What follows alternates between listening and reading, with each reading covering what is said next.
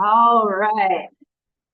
So, before we begin, just be aware that I put a new announcement on Brightspace that has a couple of resources for you. I got a note on some stuff that might or might not help you with your practicals, but the important thing for you from the perspectives of this lecture section is I wrote up a document about our final exam. So our final exam is short. It'll only be 16 questions, but it does cover everything we've done in all of A&P one. Going to be 4 questions per unit, so I give you 4 topics to start out with for each of those units, so you can at least target your studying or start your studying in a place that will hopefully be helpful for your buck. So take a look at that when you're ready. Although for this week, our main focus is going to be studying for this 4th unit exam because I know it's pretty short. Our unit exams are all worth 100 points. Finals is worth 50 points. So I'll be kind of icing on the cake. Hopefully this goes well. All right. So when we left off, we were talking about our cardiac cycle. So remembering that cardiac cycle and its 4 phases, as we move into the next piece, we're going to be thinking about systole and diastole. We're about to listen to some heart sound. So I want you to either predict or remember which parts of the cardiac cycle took more.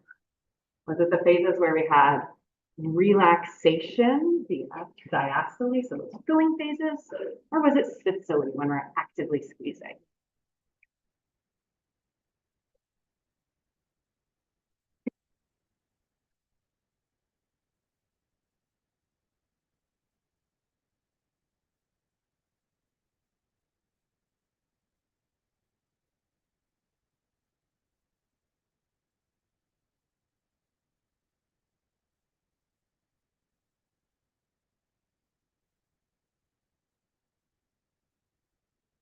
Another second or so.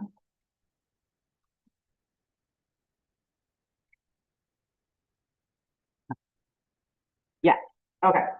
So your heart is going to spend more time in diastole overall. I didn't have this written out in words before, but I want you to know your heart should mostly be at a rest.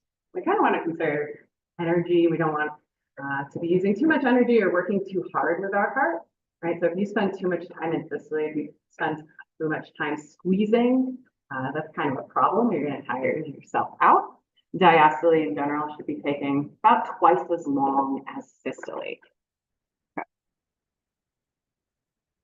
Now, I'm asking you that because some of the topics we're going to talk about next have to do with volume of blood in the heart at specific times and some calculations we do about that. Okay.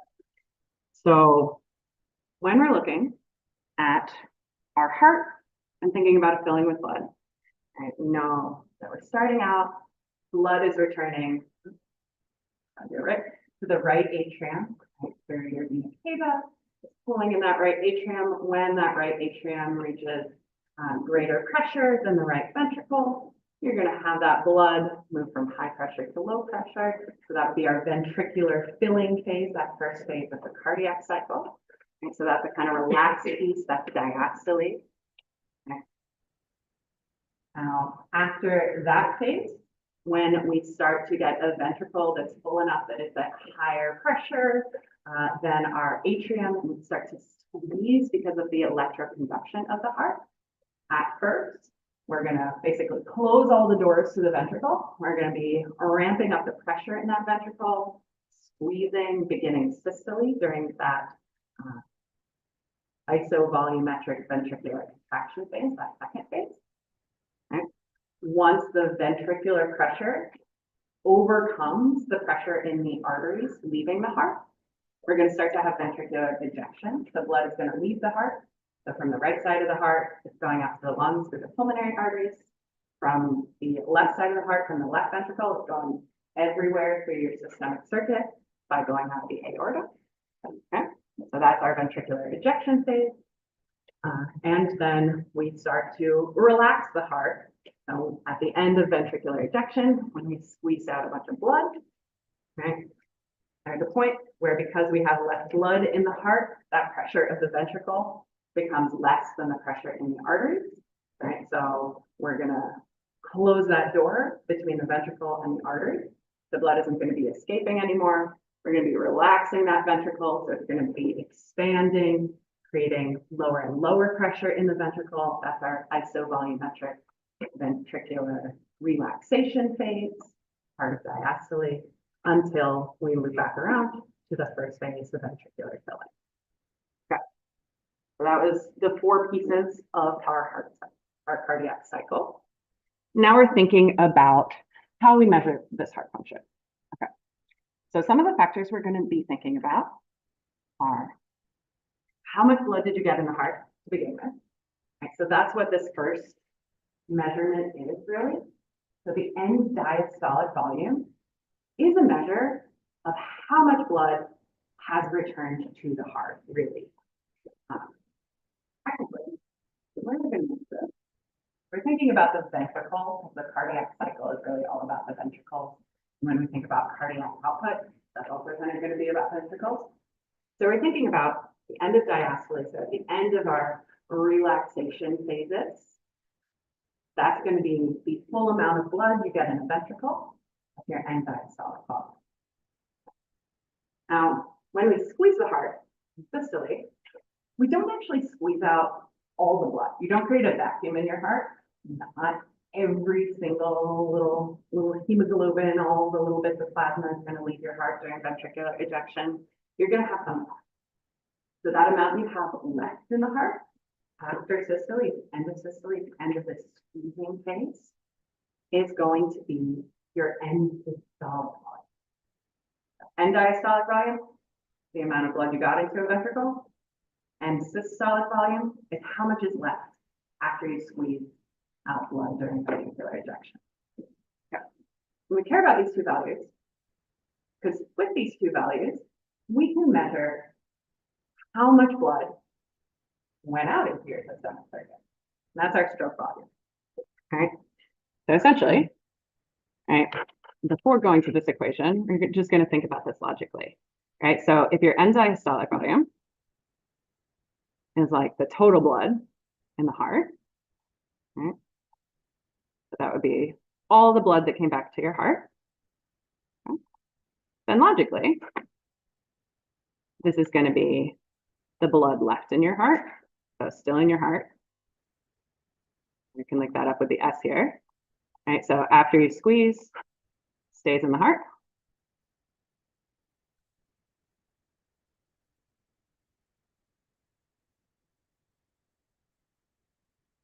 And to get the total volume, right, we'd have to add on how much blood left the heart. So that's your stroke volume.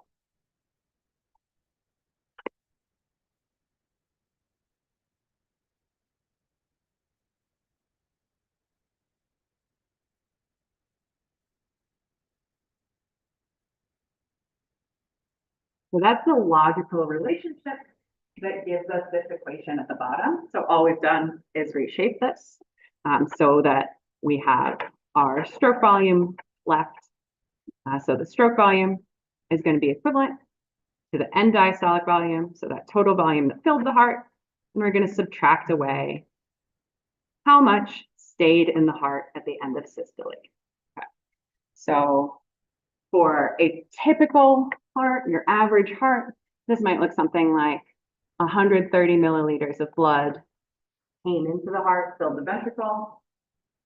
60 milliliters of blood was left in the heart at the end of systole. And so a stroke volume, a total of 70 milliliters of blood, went out to your body every heartbeat and went into the systemic circuit.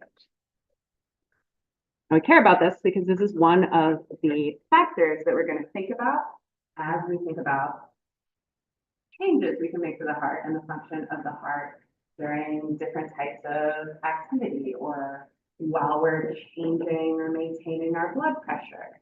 This is going to be something that we're thinking about now in this unit, and it's also going to come back at the beginning, actually kind of throughout A&P2, as we think about how that also affects the function of our blood vessels. We can also use these numbers to calculate kind of how effective our heart is. So the ejection fraction is telling you how, like what percentage of the blood was ejected during any single heartbeat. And the reason we might do this is like people are different sizes, so their hearts are different sizes. So the heart's like this size, right? So it's not necessarily that useful to think about stroke volume in terms of absolute numbers, right? Like 70 milliliters might be enough for a person of a larger size, or sorry, of a smaller size, and maybe if you're a larger size to get blood farther, you need more, right? So we typically use percentages if you're comparing numbers in like clinic as to whether that's a normal stroke volume, good stroke volume for that person. So that's what the ejection fraction is. So we go back to that page, right? Previously, stroke volume was how much blood left the heart during that ventricular ejection phase, right? And end diastolic volume was how much blood filled the heart at the end of diastole, that relaxation phase. So this is basically our total amount of blood, right? Total that filled the heart. And we're getting a fraction, we're making a percentage, right? So we're looking at how much blood left the heart. So an ejection fraction in that previous example where we had 70 milliliters leaving the heart from a heart that had 130 milliliters at the end of filling, this would be 54%. So 54% of the blood that came into the heart left your heart with every heartbeat.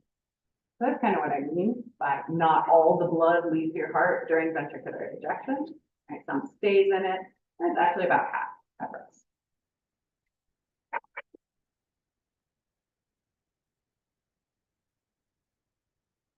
Here we have a zoomed in picture from some of the figures we looked at last time. So remember, these are the phases of our cardiac cycle up top. So 1, 2, 3, 4. We looked at the state of the valves here.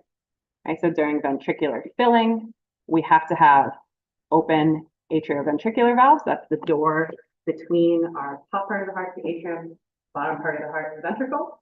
Right? Otherwise, we wouldn't get blood flowing into the ventricle. As we start to contract, we want to close up all of our doors. So we're closing up that door to the atrium so blood doesn't go backwards. And because we're isovolumetric, we're also seeing that our aortic and pulmonary valves, which are basically the escape valves on the heart, are closed at the same time. So we have a closed box. And then as we move into the third phase, ventricular ejection, we still don't want blood moving back into the atria, so those AV valves are still closed, but we do want blood to leave the heart. So we're squeezing blood out during systole, during the third phase, specifically the ventricular ejection phase. So that's when our stroke volume is actually leaving the heart, during that ejection phase. And you can see that linked up to the volume of blood in the ventricles. Right, so we've been filling up the heart. Then we had a plateau for that isovolumetric contraction. So when we're squeezing, but our pressure isn't quite high enough yet. And then during ventricular ejection, we lose blood from that ventricle until the pressure drops down and we have this isovolumetric reduction. So on this graph, we can see where we might label our different measurements, right? So our end diastolic volume, our EDV, is how much total blood fills the heart. So you can see we reach that end diastolic volume at the end of our first phase, right? And we stay at that end diastolic volume in phase 2, that isovolumetric contraction. So our stroke volume leaves the heart with every heartbeat. right? So here's our stroke volume, is that blood that left the heart. Okay? And what remains is our end systolic volume. So we can measure our end systolic volume here, right at the end of phase 3 or anytime during phase 4. Okay? And that's why we can have this equation here as well. So all we've done to get that stroke volume is we're looking at the difference between what is in the film and what's left at the end. And then we loop back around and start filling again as we go back into phase 1. And this is a full picture that we walked through piece by piece, just so you can see a copy. So we're going to zoom in a little. What did I want to point out to you? But just a reminder, the order of blood flow, right? So filling, we have blood going from atria to ventricles on both sides of the heart, right? So this is still phase 1. Nothing moves during phase 2. Phase 3 is when that stroke volume is leaving the heart, which means our semilunar valves have to be open. Okay. And then nothing moves again in our isovolumetric relaxation phase, phase 4. And then we start to fill the ventricles again as we loop back to phase 1. Oh, I think I know what I wanted us to make sure we look at. So I want you to notice, we mentioned last time the relationship to the heart sounds and the electrocardiogram. So notice that those heart sounds are basically when blood is sloshing around as we had those valves closing particularly. So we see that heart sound in phase 2 and phase 4. We'll listen to heart sounds over here. Here's another chart of the different phases, looking at different relationships. So we'll talk about compliance and elasticity more when we talk about our blood vessels. So you don't need to know those exactly for right now. I'm just going to tell you that compliance is basically a measure of how easy it is to fill something up. And elasticity means like how much pressure gets stored in something that can then bounce back. So we're thinking of our aorta as particularly elastic, which means it's kind of hard to fill, there's a lot of pressure. Later on, we'll think of our veins as highly compliant. These are words that you will sometimes see applied to the heart as well. So we might see pictures like this again later on. What we're looking at is how our volume and pressure change during these different phases. So we're looking at a ventricle specifically, right? And we know that all the blood has to go like all the way around your body. We've got a closed loop, right? So here we can see that blood kind of moving around a little bit as we think about pressure and volume. So at the beginning of our first phase, right, we're starting out with relatively little blood and relatively little pressure here, right? So all we've got in the heart at the beginning of phase 1 is our end systolic volume, right? So whatever was left from the end of the last phase, okay? And we've just relaxed the heart, so we're at this low pressure here, right? Okay. So during this phase 1, we can see that we're slowly filling the heart with blood. You see a little spike in pressure when the atria contract and give a little pulse, right? But we're just kind of slowly filling here. A big difference in pressure. We fill that. Great. Now, when we do see a jump in pressure, is during phase 2. So that isovolumetric contraction phase. So we're not going to see any change in volume. That's the isovolumetric part, right? So we're here at about 130. No. But we're entering facility. We're starting to squeeze the heart. So we rock it up in pressure during phase 2. And when we have enough pressure to overcome the artery and enter phase 3, that ventricular ejection phase, this is when we start to see our pressure still going up a bit because we're still squeezing, but also our volume's going down, right? So our volume is going back basically to the beginning, right? So we see it going up here, then we can see the pressure start to fall, right? As we kind of curve around, right? As we squeezed out a bunch of the blood, now we don't have that much blood left in the heart, so that kind of drops the volume as we have a less full heart. So at the end of the squeezing, at the end of systole, we'd be able to measure that end systolic volume again, right? Okay.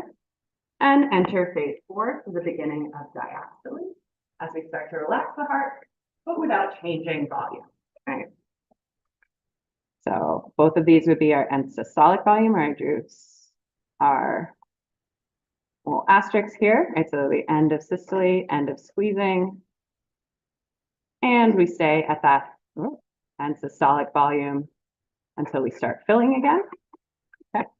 And when we're measuring EDV, that's at the end of diastole. So right before we start squeezing. So you can see that's the top number of the range here.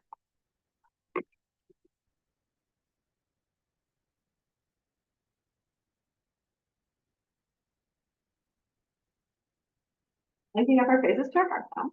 Okay, so our heart sounds are due to turbulent flow when we have valves closed.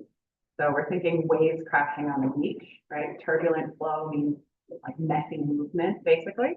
It's messy because we have that blood kind of starting to go in the wrong direction, but hitting a valve and getting blocked, so it kind of bounces back.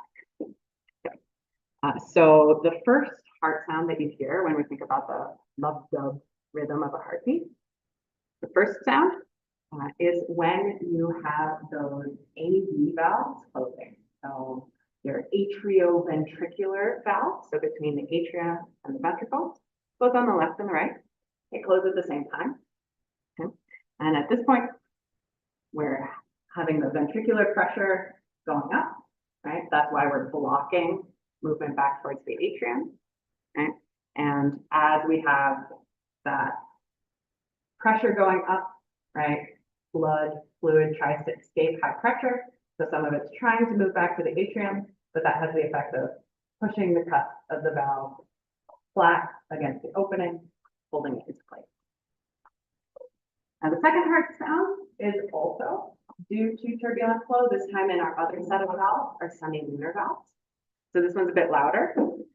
So your semilunar valves in the pulmonary trunk, so leading to those pulmonary arteries out to the lungs, and in the aorta, at the base of the aorta, we have these aortic semilunar valves. They're both also closing at the same time, right?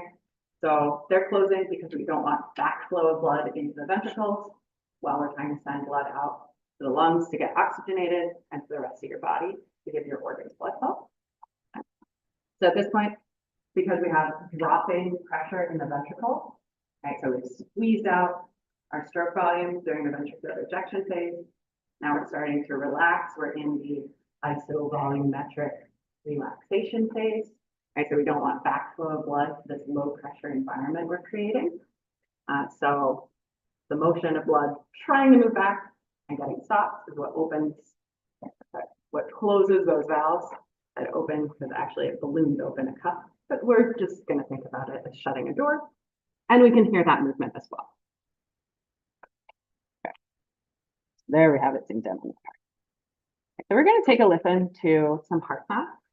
So we can tell some things about the state of our valves and the function of our valves, and therefore the function and efficacy of blood flowing through the heart, just by listening with a stethoscope to our heart.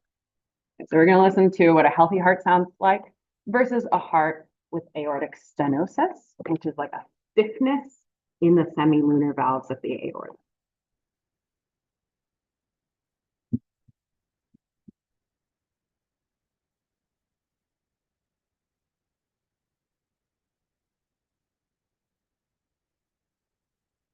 That's what a healthy, normal heart sounds like. So we're thinking the first sound is the AV valve, right? So blood hitting against those closed AV valves.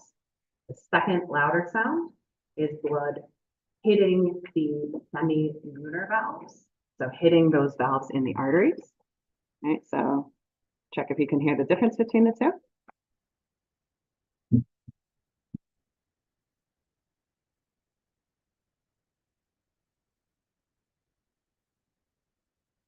So that's the sound we want. And let's hear a sound we don't want.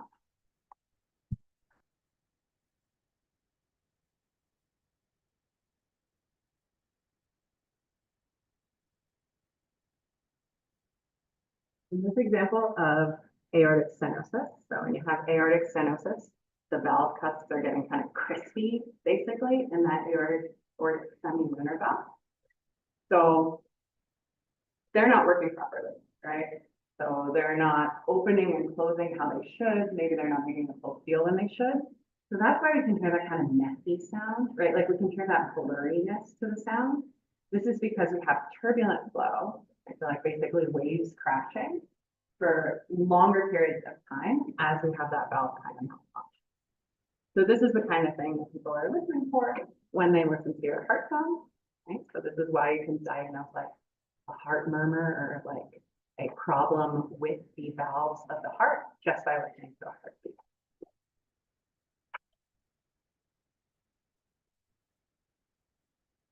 Move into our final topic, cardiac output next. So when we're thinking about cardiac output, we're thinking about like the total amount of blood coming out of the heart. So we already know one piece of that, right? We already know that this is going to have to do a bit with our stroke volume, right? We're also going to see that we're going to have changes to cardiac output and to the function of the heart generally as we have certain parts of our nervous system regulating the heart. So remembering our branches of the nervous system and their functions, hopefully you can pick out which parts of the nervous system should or could have an effect on the heart. And particularly, we're going to think about the heart rate as one of our important factors for cardiac output. So we'll think about speed of the heartbeat.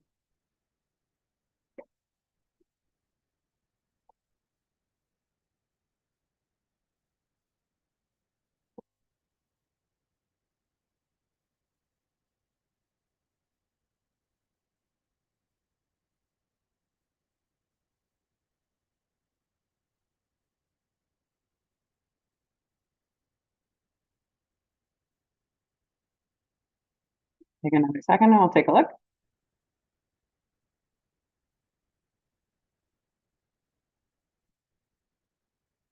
Okay, cool. So both the sympathetic and parasympathetic parts of the nervous system are going to affect the heart rate. So those are the two branches of our autonomic nervous system, right? So that automatic homeostasis part of the nervous system, where we had effector organs of smooth muscle, gland, and the heart, for those two branches of the autonomic nervous system. But we don't want to include the somatic, that's skeletal muscle, so that's like your biceps. So different thing going on there. When we think about the heart rate, we can also remember, right, that this actually isn't going to be going directly to muscle necessarily. When we think about heart rate, we're thinking about those pacemaker cells, right? That particularly the XA node in the right atrium, setting your baseline heart rate. Okay. So when you think about cardiac output, we're basically spreading this out over a length of time, right? So your stroke volume is just every heartbeat. How much blood did you squeeze out? Right? So you can have a fast heartbeat, or you can have a slow heartbeat, and that matters to your body, right? So we don't want to just know every heartbeat. We want to know, like in a minute, how much blood would your liver get, right? That's the kind of question you might be asking yourself as you're trying to understand what's going on in a specific condition. So we need to be able to incorporate that idea of how fast is the heart beating. So to get our total cardiac output, pretty simple. Here we have that stroke volume for how much blood is getting out of the heartbeat. And then we have our heart rate, right? So this is the number of beats per minute. beats per minute. Okay. So that's going to give us an amount of blood from the stroke volume, and then it's going to give us that time piece here with the heart rate. Okay. So in total, we're going to get liters per minute kind of value, right? So this is the number of beats per minute, and this was like in liters or milliliters per minute. What's our unit? Okay. Or sorry, per beat, I should say. Okay. So a typical way of talking about how your heart is working, right? You might say your heart is pumping out 5 liters of blood every minute when you're resting. That's a normal-ish way to talk about heart. So that's what our cardiac output is. And an average blood volume in an average body is about 5.5 liters. So every minute, you're circulating most of your blood through your body and back to the heart and out through the lungs, right? So we've got 3 oxygen. So we've got about a minute to refresh everything, basically.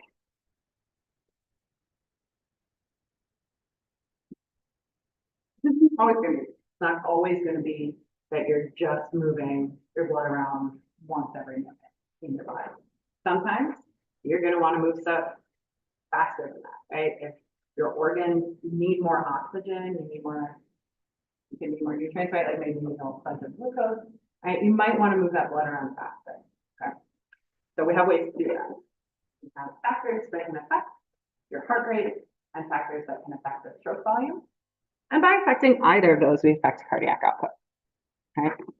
So our cardiac output is our stroke volume times our heart rate.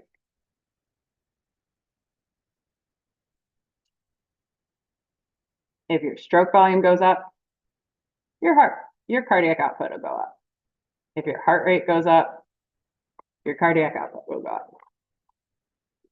Versus the opposite, right? If you squeeze out less blood in an individual heartbeat, then if your heart rate stays the same, you're going to get less blood circulating around per minute. If you squeeze that blood slower, you have a lower heart rate. Same thing, you'll lower cardiac output. So we're looking at these equations largely because we want to be able to easily understand how changing one factor affects another factor. So think about it less as a formula and more as like a relationship between these events. So we're going to regulate both the heart rate and the stroke volume locally, so intrinsically, and extrinsically. So we're thinking like nerves and hormones coming in. There are 2 kind of ways we can change stroke volume and heart rate. So we're going to see sometimes we have these factors going up, raising cardiac output. Sometimes we have them going down, lowering cardiac output.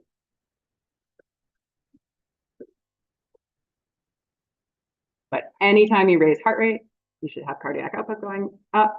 Anytime you lower it, cardiac output goes down. Same thing for stroke volume. So when we're thinking about the extrinsic regulation, mostly what we think about are nerves. Therefore, we're thinking about autonomic nerves. We're thinking about parasympathetic and sympathetic branches of that autonomic nervous system. Okay. So when we think about the parasympathetic part, the rest and digest part, that's in charge of your resting phases, right? So we're thinking slowing down.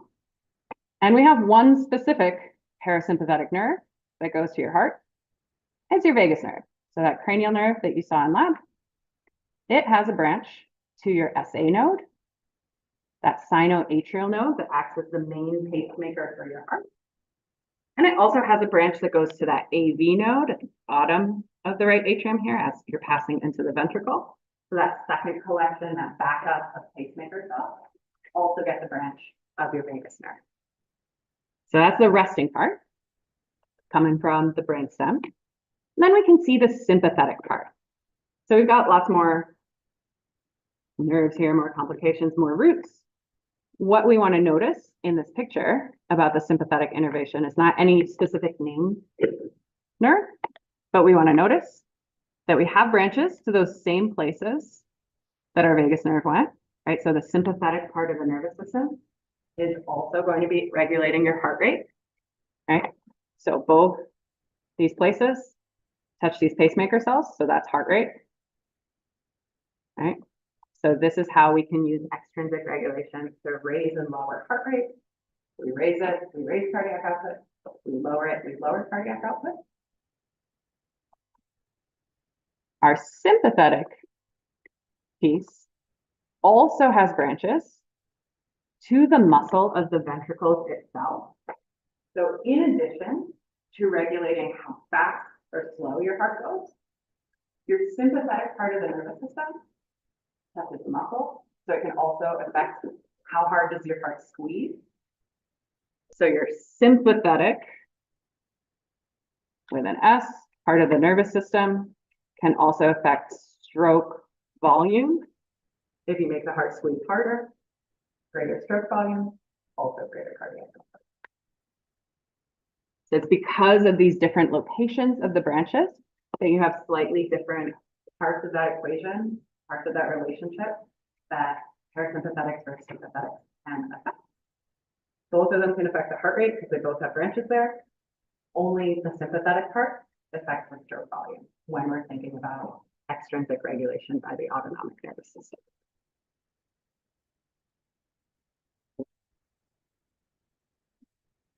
Our SA node, our sinoatrial node, is in charge of controlling our heart rate so long as everything's going good. And we have some automatic pacemaker potentials elsewhere, but our SA node is fastest, so it's in charge. Its intrinsic firing rate is actually faster than a resting heartbeat.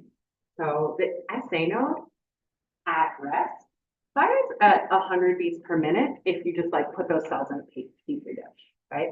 So without any extrinsic control, that would be your heart rate.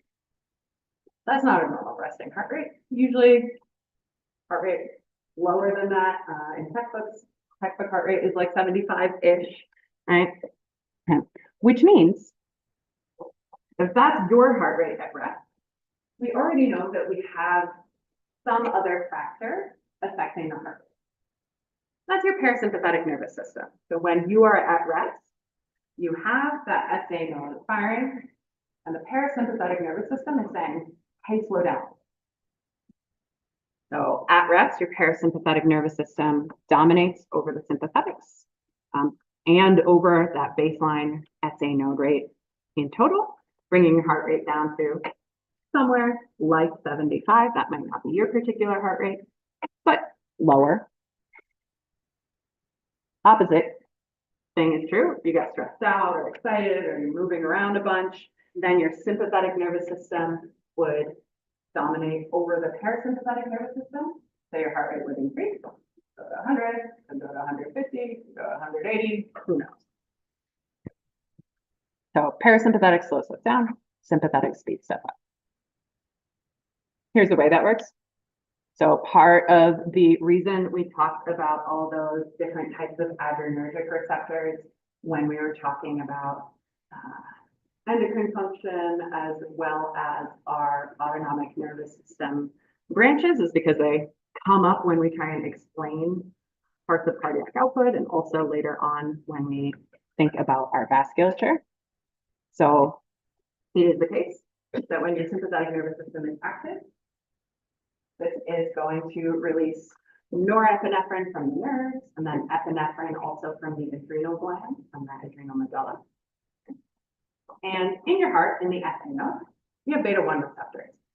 So those beta-1 receptors activating cyclic A&P are responding to these neurotransmitters and hormones coming from that sympathetic activity. And what they do in response is they open some channels, specifically sodium and calcium channels.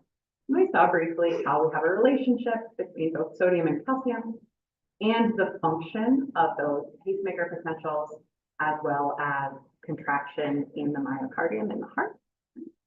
So when we open more sodium and calcium channels, essentially this depolarizes your SA node faster, right? Because we know both sodium and calcium want to come in to cells.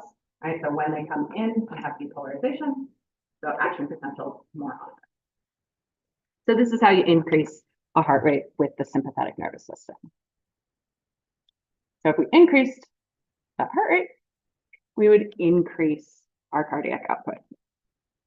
Okay.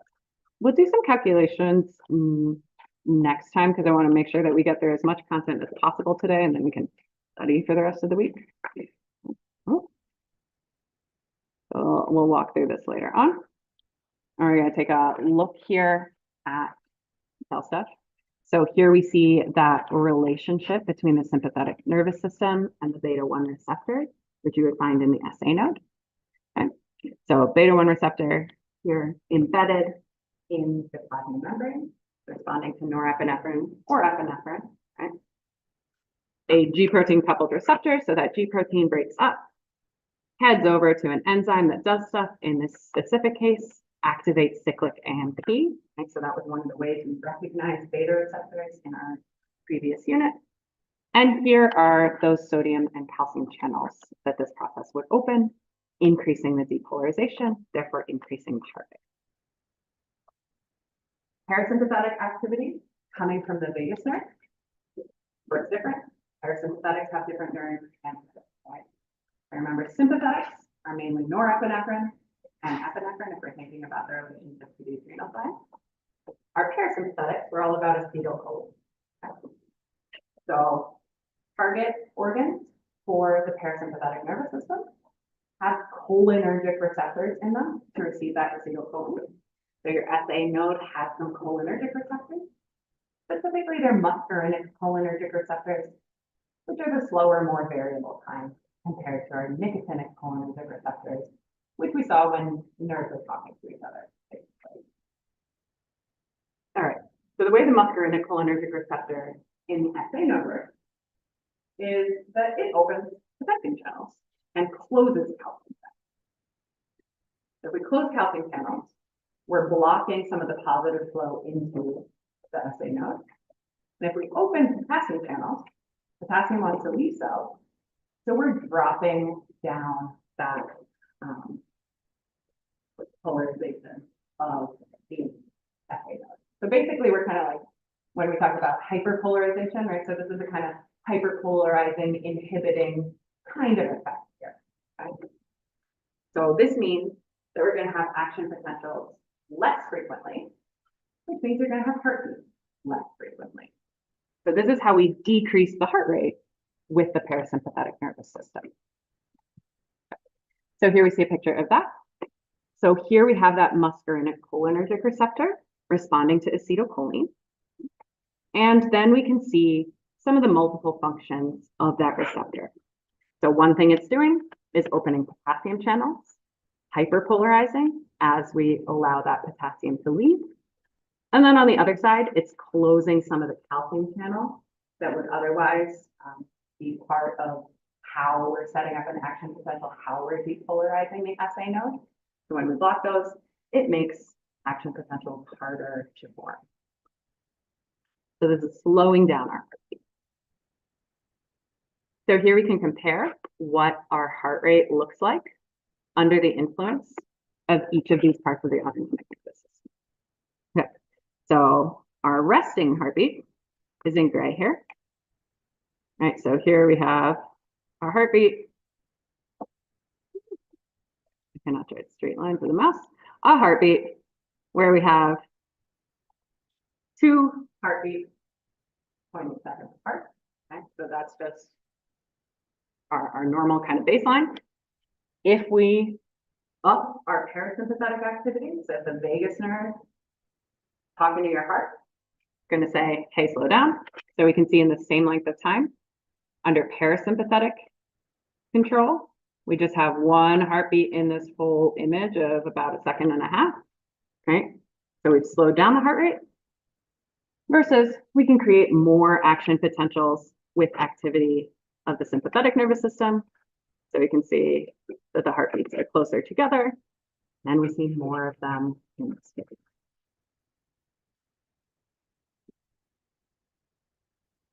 We also have hormones controlling our heart rate.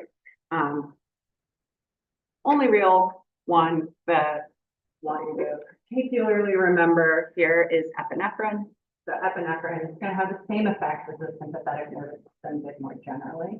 Right? So a lot of our adrenergic receptors are responsive to both norepinephrine and epinephrine, although sometimes they prefer one or the other. Right? So when we have a lot of epinephrine present, same effect as the rest of the sympathetic nervous system, increasing action potential at that SA node, and therefore increasing heart rate. That epinephrine also speeds up action potential in the muscle fibers themselves. Some of our other hormones will also have effect on this. Kind of interesting one is that glucagon, our hormone of the post-absorptive state, also has the effect of increasing heart rate. So glucagon, sympathetic nervous system, epinephrine, all kind of acting the same, increasing heart rate, increasing cardiac output during these phases where you're either stressed out or active, you're not lying around in bed. So we'll leave that off here for today. So that leaves us mainly, we'll have to talk briefly about stroke volume and then a little bit about intrinsic control, but hopefully we'll have time for some review activities on Wednesday.